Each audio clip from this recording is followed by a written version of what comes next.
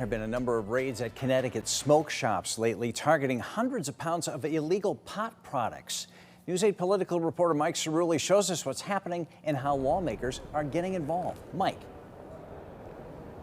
Hey Darren, good evening to you. You're probably familiar with pictures from police drug raids where the cops put guns and cash and big packages of white powder out on the table. Well, recently here in Connecticut, drug raids have been yielding packages that look like this. This seems pretty harmless, right? Well, the Attorney General says no. Drug dealers are using packaging like this to target children, and he wants the state legislature's help to put those dealers out of business.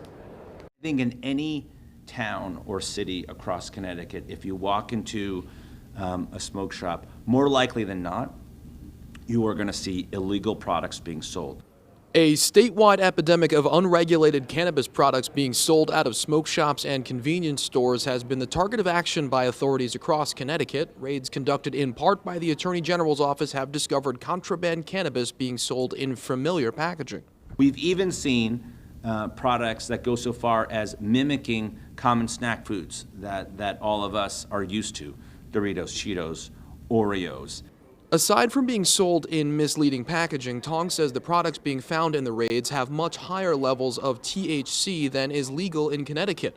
And the unregulated nature of this black market means they may be laced with other drugs. So what happens when a 5-year-old, a 7-year-old sees a Cheetos bag on a kitchen counter, doesn't know any better, and eats the whole thing?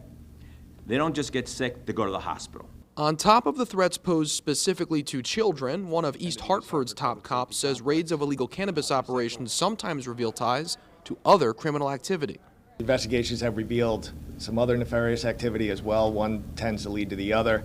It's not 100% of the times, but absolutely. And East Hartford's mayor says a flood of illegal cannabis isn't just dangerous, it's also impacting quality of life. The smell of weed smoke, the in and out activity that's predominantly happening at night when most retail businesses are, expected to be closed. All the concerns about illegal cannabis have spurred Tong to advocate for legislation that creates a statewide task force to conduct raids and imposes stiff fines on landlords who rent to dealers. It's an idea that has support across the aisle. Seeing a problem and you're seeing it pop up time and time again, we have an obligation to address it, and so I'm willing to work with the Attorney General's office to make that happen. So as the AG makes a full court press for more enforcement, more crackdown on these operations, he's quick to note he's not talking about legal cannabis, but just because legal cannabis is here in Connecticut, it doesn't mean you can do whatever you want. Live at the state capitol tonight, Mike Cerulli, News 8.